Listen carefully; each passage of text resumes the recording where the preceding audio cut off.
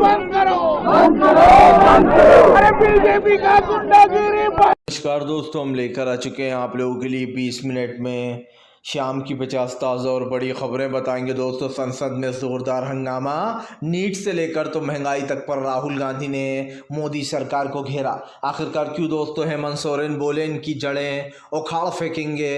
Hemant Soren jail से छूटते ही गरजे बीजेपी के ऊपर। क्यों आखिरकार दोस्तों? प्रधानमंत्री नरेंद्र मोदी की मन की बात पर फिर भड़का विपक्ष।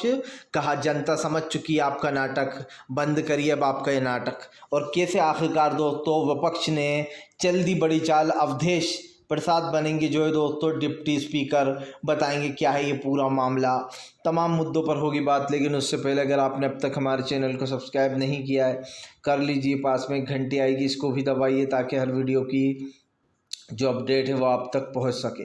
दरअसल दोस्तों आपको बता दें चले, प्रधानमंत्री नरेंद्र मोदी के ऊपर जमकर भड़के दोस्तों राहुल गांधी। संसद में उठा दोस्तों नीट से लेकर तो महंगाई तक का मुद्दा, फिर स्पीकर पर बवाल हो रहा है।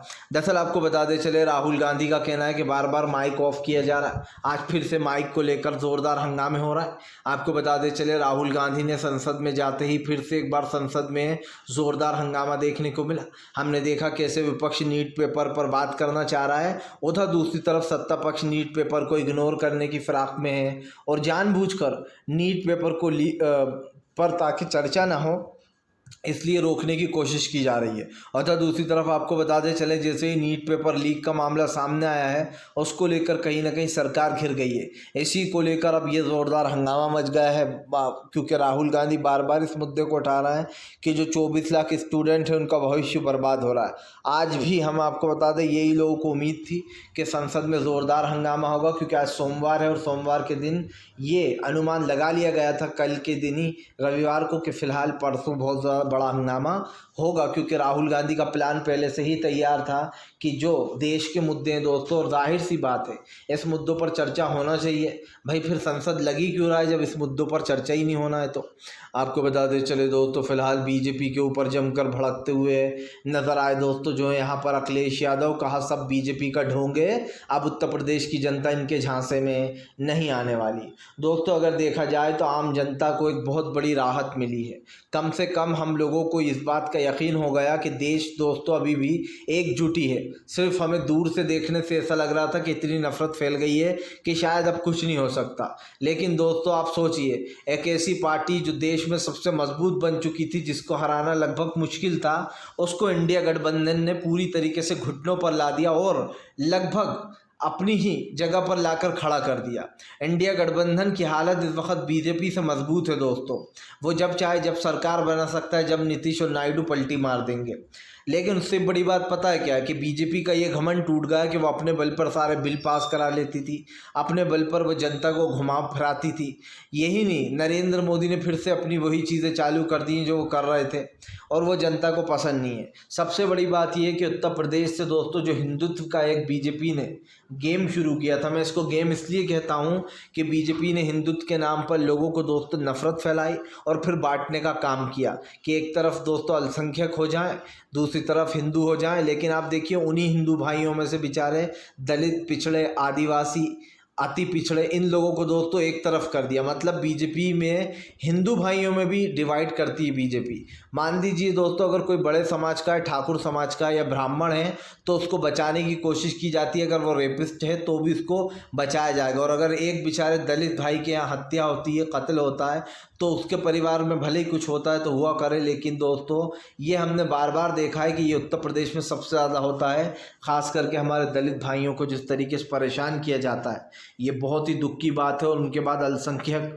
जिस तरीके से मुसीबत में है, सब देख रहे हैं कि अगर एक पत्थर भी चलता है तो मुसलमान को गिरफ्तार कर लिया जाता है, उसको उल्टा सीधा कहा जाता है, उसके ऊपर अत्याचार किए जाते हैं, उसे जेल में ठूस दिया जाता है। और यही नहीं, जितने मुस्लिम नेता हैं उनके ऊपर भी योगी सरकार इसी तरीके की कार्रवाइयाँ करती है। आप देख लीजिए, आज़म खान जेल में बने, उनके ऊपर 100 से ज़्यादा मुकदमे करा रखे। आज़म खान के बेटे अब्दुल्ला आज़म वो भी जेल में बने। इरफान सोलंकी बेचारा, उनके ऊपर यह आरोप लगा दिया कि भैया इसने पत्थरबाजी में इसी का हाथ था, इसने दंगा फैलाया। यही नहीं दोस्तों, तमाम और भी लोग हैं जो कि कई लोग भाग गए हैं इस डर से कि हमें जेल भेज देंगे और वहीं मरवा भी सकते हैं। तो इस तरीके की चीज़ें होती रहती हैं। हाँ, अभी जो हाल ही में जिन लोगों ने आवाज़ उठाई थी उनके ऊपर भी पुराने केसेस लगाकर ये कह दिया कि इन्होंने ही दंगा फैलाया था। तो कई ऐसे लोग हैं, कई ऐसे केसेस हैं, और ख़ास करके जो एक के बाद एक दलित भाइयों की हत्याएं हुई हैं। अभी हाल ही में कल फिर हो गया, अजय राय ने इस पर मोर्चा भी खोला। आपको बताते चले दोस्तों, फिलहाल बीजेपी की बढ़ गई मुश्किलें। उत्तर प्रदेश के अवधेश प्रसाद बनेंगे दोस्तों डिप्टी स्पीकर। अब गेम पलट गया है। दरअसल दोस्तों, अवधेश प्रसाद का नाम सामने आ गया है डिप्टी स्पीकर के पद के लिए। ऐसा दूसरी तरफ आपको बताते चले ये बताया जा रहा है कि फिलहाल ममता बनर्जी और ख़ास करके रक्षा मंत्री राजनाथ के बीच में बात हुई है कि जो उत्तर प्रदेश के अवधेश प्रसाद हैं उनको डिप्टी स्पीकर बनाने की। वहीं दूसरी तरफ आपको बताते चले दोस्तों, कांग्रेस जो है अपना डिप्टी स्पीकर चाहती थी, लेकिन कांग्रेस इंडिया गठबंधन से कोई भी बन जाए, कांग्रेस को कोई प्रॉब्लम नहीं है। कांग्रेस ने पहले भी कहा है कि डिप्टी स्पीकर हमारा होना चाहिए। सबसे बड़ी बात ये दोस्तों कि आज अगर हम एक चीज़ देखें तो इस बार विपक्ष बहुत मजबूत है। नेता प्रतिपक्ष का मतलब समझिए दोस्तों, नेता प्रतिपक्ष का मतलब ये है कि अब ईडी, सीबीआई और दोस्तों चुनाव आयोग, इन सब के जो अधिकारी होंगे, जो ऑफिसर्स होंगे, उनको राहुल गांधी चूज़ करेंगे। मतलब कि अब आधी पावर राहुल गांधी के पास है। यही तो होता है दोस्तों। नरेंद्र मोदी 400 पार का सपना देख रहे थे। यही नहीं, नरेंद्र मोदी ने एक बहुत बड़ा बोल दिया था दोस्तों, जो कभी किसी को बोलना नहीं चाहिए। नरेंद्र मोदी ने कहा था, लिख के ले लो, कांग्रेस जो है वो मेन मुख्य विपक्ष की भूमिका में भी नहीं आ पाएगी। यानी कि मेन जो मुख्य विपक्ष होता है, जो सबसे बड़ा विपक्ष की दोस्तों अपोजिशन पार्टी यानी कांग्रेस है, तो नरेंद्र मोदी ने कहा था वो विपक्ष भी नहीं बन पाएगी हमारे अगेंस्ट। लेकिन क्या हुआ दोस्तों, नरेंद्र मोदी का 400 का सपना तो टूटा ही। अब तो बहुमत के भी लाले पड़ गए। नीतीश और नायडू के बल पे सरकार बनी, और एक ऐसी सरकार जो दोस्तों मोल भाव पर चल रही है। नीतीश और नायडू का मोल भाव तोल मोल। लेकिन नीतीश और नायडू एक बात भूल गए दोस्तों, जो आप देते हो वही आपको मिलता है। कल जब इंडिया गठबंधन की सरकार आएगी तो नीतीश कुमार और दोस्तों नायडू भी नहीं बचेंगे कार्रवाई से, सीधी सी बात है। लेकिन अगर नीतीश दोस्तों बीच में ही पलटी मार देंगे, क्योंकि जो मैंने कहा था वो होता हुआ मुझे नज़र आ रहा है। आप लिख के ले लीजिए, बीजेपी के नेता ही बीजेपी का गेम बिगाड़ेंगे, क्योंकि अब बीजेपी के नेताओं ने बयानबाजी शुरू कर दी है। बीजेपी के दोस्तों दिग्गज नेता बिहार के, इनका कहना है कि फ़िलहाल हम अकेले चुनाव लड़ेंगे क्योंकि बीजेपी सबसे मजबूत है। उधर नीतीश कुमार के प्रवक्ता ने बीजेपी के ऊपर हमला बोलते हुए कहा कि पूरे बिहार की राजनीति नीतीश कुमार के इर्द गिर्द घूमती है, और नीतीश कुमार जो है वो ही बिहार के असली बॉस है। तो आप समझ सकते हैं कि बीजेपी और जेडीयू तो आपस में भिड़ गए। लेकिन दोस्तों इस बार 2000, इनको भले ही लोकसभा में दोस्तों ये सीट मिल गई हो, लेकिन 2000 जो आने वाले 25 का चुनाव है बिहार का दोस्तों, उसमें आप लिख कर ले लीजिए, इस बार जो है उत्तर प्रदेश में किसी और की नहीं बल्कि तेजस्वी यादव की सरकार बनने जा रही है, वो भी दोस्तों पूर्ण बहुमत वाली। लिख कर रख लीजिए, इस बार बिहार से ख़त्म नीतीश का दोस्तों जो है साम्राज्य, और बीजेपी का भी, क्योंकि इस बार दोस्तों इंडिया गठबंधन मारेगा बिहार में बाजी, और इस बार पूरी जान लगा देगा बिहार के चुनाव में। देखा जाए तो दोस्तों उत्तर प्रदेश में भी यही था। लोग कहते थे कि यार अब तो हिंदू राज हो गया है, अब बीजेपी को हराना बहुत मुश्किल हो गया है, क्योंकि उत्तर प्रदेश से ही बीजेपी अपनी राजनीति कर रही थी ख़ास करके। लेकिन जैसे ही हमारे दलित, अति पिछड़े, अल्पसंख्यक और दोस्तों आदिवासी भाइयों को, गरीबों को, मज़दूरों को, किसानों को इस बात का अनुमान हुआ कि ये सरकार तो सिर्फ अपना फ़ायदा देखती है, तो दोस्तों तुरंत एक चीज़ हमें देखने को मिली कि जनता ने इन्हें हरा दिया। तो अब तक जो बीजेपी की गलतफहमी थी कि वो हिंदुत्व की वजह से जीत रही है, दरअसल दोस्तों वो हिंदुत्व की वजह से जीत ही नहीं रही थी। लोगों को लग रहा था कि बीजेपी अच्छा काम कर रही है, जिन लोगों को लग रहा था थोड़ा बहुत जिनके लिए हो रहा था, या फिर कुछ लोगों को ये लग रहा था कि एक चांस और देकर देखना चाहिए।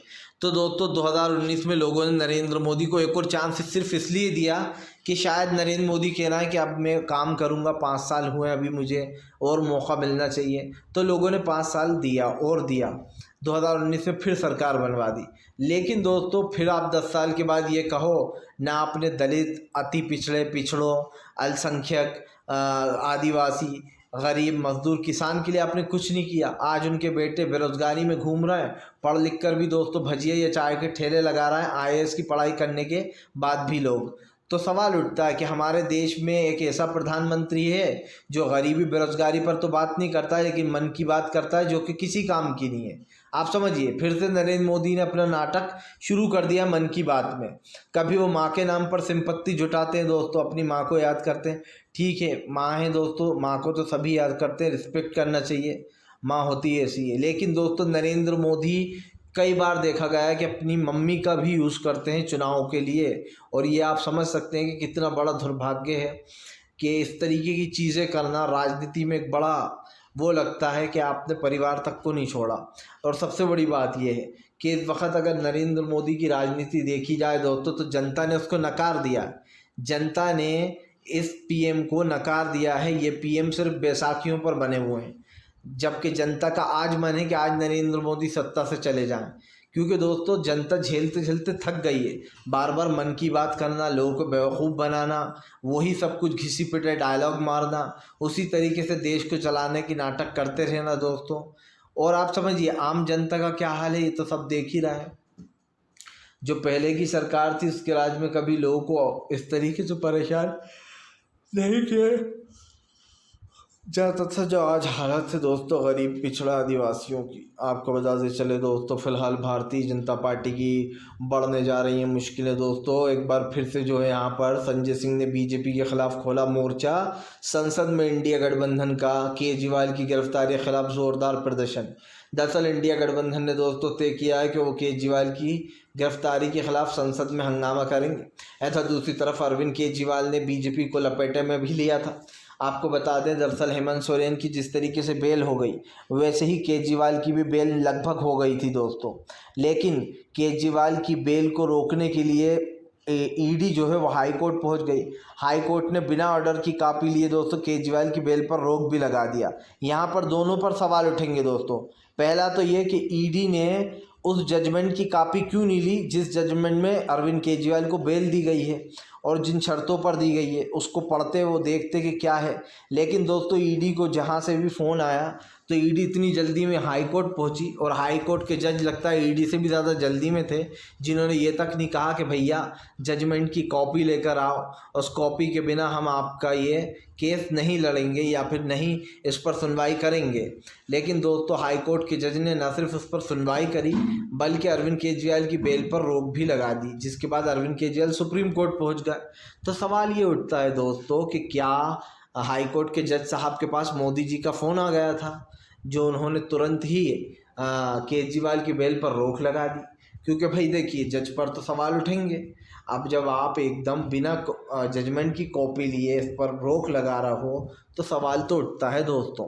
दूसरी बात, जब इनको लगा कि अब सुप्रीम कोर्ट पहुंच गया, केजरीवाल अपनी ज़मानत याचिका को लेकर के रोक लगाई उसे हटाया जाए, तो इन्होंने सोचा अब तो बेल हो जाएगी केजरीवाल की। इन्होंने तत्काल में क्या करा कि सीबीआई ने अरविंद केजरीवाल को कोर्ट से ही उठा लिया, यानी कि वहीं से गिरफ्तार कर लिया। मतलब कि ईडी के चुंगल से छूटे तो दोस्तों सीबीआई उनका इंतज़ार कर रही थी। क्या दोस्तों ये एक षड्यंत्र नहीं? क्या देश के लोग बेवकूफ़ हैं कि उनको समझ में नहीं आ रहा है? और दोस्तों दिल्ली के लोगों के लिए अरविंद केजरीवाल ने अच्छा काम किया है, इस बात को दिल्ली के लोगों को समझना चाहिए। मैं तो हैरान हूँ कि दिल्ली के लोगों ने 7 की 7 सीटें नरेंद्र मोदी को कैसे जिता दी भैया। या तो दोस्तों जिन लोगों ने मोदी जी को वोट दिया है वो लोग नरेंद्र मोदी की नफरत की राजनीति को सपोर्ट करते हैं। मैं तो खुलेआम कहूँगा दोस्तों, लोग कहते हैं जनता जनार्दन होती, ये बात सच है। लेकिन दोस्तों अगर जनता ऐसी जगह वोट देने लगे दोस्तों जो लोग खुलेआम ये कहते हैं कि आपका मंगलसूत्र छीन कर उनको दे देंगे, तो जाहिर सी बात है कि फिर तो ये जो जनता जिसने नरेंद्र मोदी जी को वोट दिया है वो भी वही सोच रखती है हिंदू मुसलमान वाली, वो भी इस चीज़ को सपोर्ट कर रही है। तो सीधी सी बात है, जिसने भी वोट दिए हैं उन लोगों को कल दोस्तों, आज नहीं तो कल पछतावा ज़रूर होने वाला, और ये आप लिख कर ले लीजिए। क्योंकि एक ऐसे इंसान को वोट देना जो खुलेआम मंगलसूत्र की बात कर रहे हैं और कह रहे हैं कि ऐसा घुसपैठी और ज़्यादा बच्चे वालों को दे देंगे, और ये बयान सबने सुने हैं, ऐसा नहीं है। और उसके बाद भी अगर नरेंद्र मोदी को वोट देते हैं दोस्तों तो ये बहुत चिंता का विषय है, बहुत चिंता का विषय है कि ऐसे कौन से लोग हैं जो नरेंद्र मोदी की इस नफरत की राजनीति को सपोर्ट कर रहे हैं दोस्तों। क्योंकि मेरे लिए तो शर्म की बात है ही कि ऐसी लैंग्वेज के बाद भी अगर कोई सपोर्ट कर रहा है तो चिंताजनक है कि हमारा देश में सच में कई लोगों का दिमाग ब्रेन वॉश हो चुका है दोस्तों, जो लोग सपोर्ट कर रहे हैं। क्योंकि मुझे तो यही दिखाई दे रहा है कि जो लोग सपोर्ट कर रहे हैं वो किस वजह से कर रहे हैं। कोई विकास हो नहीं रहा है दोस्तों। अगर हम बात करें दिल्ली की, तो दिल्ली में अरविंद केजरीवाल ने सबके लिए कुछ ना कुछ किया, और उसके बाद भी वोट किसने दे दिए नरेंद्र मोदी को, ये सोचने वाली बात है। इसका विश्लेषण भी करना चाहिए और भाई इस चिंता का विषय भी है। फिलहाल आपको बताते चले दोस्तों, भारतीय जनता पार्टी के खिलाफ संसद में गरजे मल्लिकार्जुन खड़गे बोले माइक ऑफ कर देने से सच्चाई नहीं छुपने वाली, बीजेपी की सच्चाई तो पूरा देश देख रहा है। दरअसल दोस्तों, मल्लिकार्जुन खड़गे ने फिर से नीट पेपर से लेकर तो महंगाई गरीबी तक के मुद्दों को उठा डाला है। आपको बताते चले, खड़गे राहुल दो ऐसे नेता हैं जो कि दोस्तों शुरू से इन चीज़ों पर अपने शिकंजा कसे हुए। सबसे बड़ी बात यह है कि मल्लिकार्जुन खड़गे ने कहा कि जब भी कोई काम की बात करता है या फिर नीट परीक्षा पर बात करता है तो आप माइक बंद कर देते हैं। या तो दोस्तों संसद लगना ही नहीं चाहिए। जब आप लोग को बंद ही करना है और आपको चर्चा ही नहीं करनी, तो फिर संसद लगने का मतलब क्या हुआ? सिर्फ बिल पास कराने के लिए संसद आते हैं बीजेपी के लोग, मुझे तो लगता है। क्योंकि एक के बाद एक बिल भी पास कराए जा रहे हैं 3, और वो 3 बिल दोस्तों अधिनियम को लेकर होंगे। देश का जो कानून है, तमाम चीज़ें उन बिलों के ऊपर भी चर्चा चल रही है। और ऐसे में दोस्तों सरकार पर सवाल भी ज़बरदस्त तरीके से उठ रहा है कि आखिरकार सरकार को सपोर्ट कौन कर रहा है। यहाँ तो सरकार की कोई बात सुनने वाला है ही नहीं। और मैं इस बात को बार बार दोहरा रहा हूँ दोस्तों कि फ़िलहाल भारतीय जनता पार्टी के लिए इस वक्त मुसीबत का सबब बन चुका है विपक्ष को रोकना दोस्तों अब बीजेपी के बस की बात नहीं है। क्योंकि विपक्ष बहुत आगे निकल गया है। नेता प्रतिपक्ष के रूप में राहुल गांधी संसद में गरज रहे हैं। नरेंद्र मोदी तीसरी बार सत्ता में नीतीश और नायडू के बल पर बने हैं। लेकिन अगर जनता से पूछा जाए दोस्तों, तो क्या जनता खुश है? जनता का जवाब आएगा नहीं। मैं तो सीधी सी बात है दोस्तों, जो देश के लिए काम करता है हम उसके साथ हैं। जो जनता के लिए बेरोजगारी महंगाई पर बात नहीं करेगा, कोई भी उसके साथ नहीं है। सिंपल सी बात है। ये लोग जो भी लोग वोट देते हैं भैया बीजेपी को, वो लोग पता नहीं किस मुद्दों पर वोट दे रहे हैं। क्योंकि मुझे तो एक भी चीज़ में नरेंद्र मोदी सक्षम नज़र नहीं आते। आपको बताते चले दोस्तों, फिलहाल भारतीय जनता पार्टी दोस्तों और इंडिया गठबंधन फिर आमने सामने। इंडिया गठबंधन ने दोस्तों वो खोल दिया मोर्चा। गांधी जी की प्रतिमा हटाने के लेकर भी हंगामा हुआ था, आपको याद होगा। और एक बार फिर से संसद के बाहर विपक्ष का जमावड़ा जमता जा रहा है। दरअसल आपको बताते चले, संसद से सड़क तक विपक्ष का हंगामा जारी। नीट परीक्षा को लेकर पूरे विपक्ष ने जोरदार प्रदर्शन कर दिया है। दरअसल आपको बताते चले, ये तो होना ही था दोस्तों। हमने इस बात को पहले ही नोटिस कर लिया था कि विपक्ष का सोमवार को सदन में हंगामा होना निश्चित है। क्योंकि विपक्ष ने पूरा का पूरा मैप तैयार कर रखा था कि सरकार क्या करने वाली है। विपक्ष को पहले से ही पता था कि उनको बोलने नहीं दिया जाएगा। यही कारण है जो विपक्ष ने दोस्तों संसद के बाहर मोर्चा खोल दिया है। नरेंद्र मोदी के खिलाफ नारेबाजी हो रही है। याद होगा दोस्तों कि संसद की चीज़ों को लेकर जब भी संसद में हंगामा होता है तो एक चीज़ सामने आ जाती है कि संसद की तमाम चीज़ें विपक्ष जो है वो बार बार इस मुद्दे को उठाने का काम करता है। और इसीलिए हम इस चीज़ को बार बार दोहराते भी हैं कि संसद से लेकर सड़क तक विपक्ष के हंगामे जारी रहते हैं। और सबसे बड़ी बात यह है कि जब विपक्ष अपने मुद्दों को उठाता है तो ये मुद्दे दोस्तों बहुत मायने रखते हैं। क्योंकि जनता ने अगर उन्हें वोट दिया है तो इसीलिए दिया है कि वो जनता की आवाज़ बने। ख़ास करके विपक्ष का काम क्या होता है? विपक्ष का काम यही होता है कि दोस्तों वो जनता के मुद्दे उठाए, और उन मुद्दों को विपक्ष बाखूबी उठा रहा है। तो कम से कम विपक्ष की तारीफ़ करना चाहिए। विपक्ष पूरी जान लगा रहा है दोस्तों कि वो आप लोगों के मुद्दों को उठा पाए। ख़ास कर नरेंद्र मोदी इस देश के प्रधानमंत्री हैं, लोगों को रोक रहे हैं बोलने से, उसके बावजूद भी विपक्ष इतनी कोशिश कर रहा है। तो इस कोशिश के लिए हम उनकी तारीफ़ ज़रूर करेंगे। अगर विपक्ष ना हो देश में दोस्तों तो सरकारें अपनी मनमानियाँ करें, चाहे सरकार किसी की भी हो दोस्तों। ऐसा नहीं है कि मैं बीजेपी के लिए ही कह रहा हूँ, कोई और की भी सरकार हो दोस्तों तो वो अपनी मनमानी करे। लेकिन